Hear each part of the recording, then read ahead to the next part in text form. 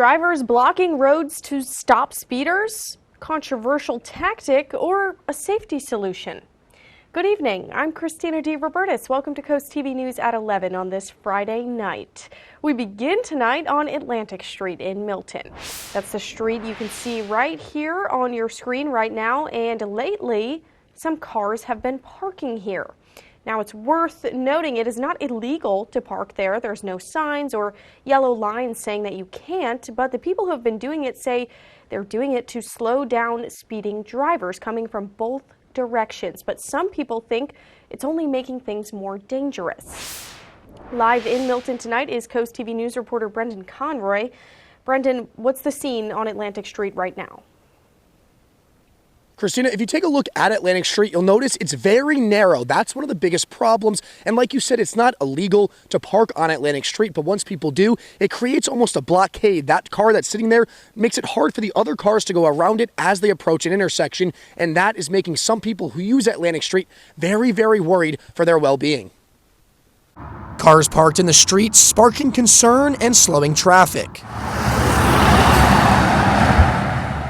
That has been the case for Atlantic Street these past few weeks. It makes people want to slow down. It just kind of seems like a accident waiting to happen. Lindsay Kansky has 4 children, all under the age of 10. She says both the speeding and stopped cars make it dangerous for families. I would find it really, unsafe to be driving up with my children and have to decide in the last minute if I need to go around a car at an intersection or why is it parked there, It'd be nice to just create a environment where everybody can drive safely and be outside safely.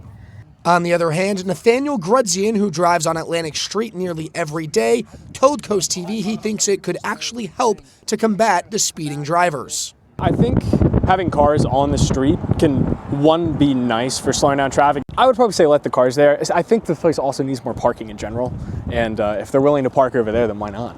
If you take a look at Atlantic Street behind me, you'll see that the cars that are hugging that yellow line, the car really only extends out to where those cracked lines are, meaning there's only a very small space for any other car to pass by. And if they do have to, they're usually going into that other lane, which is a big part of what's making people concerned. Milton Mayor John Collier proposed prohibiting parking on Atlantic Street at the February 3rd Milton Council meeting, but that proposal failed.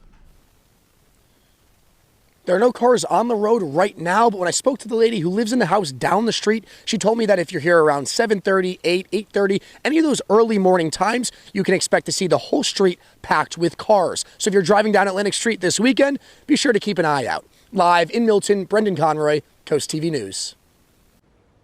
Thank you, Brendan.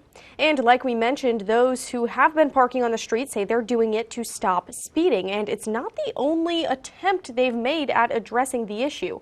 The Milton couple created a website called Milton Speeders, posting videos of people driving fast down Atlantic Street, but the website has since been taken down.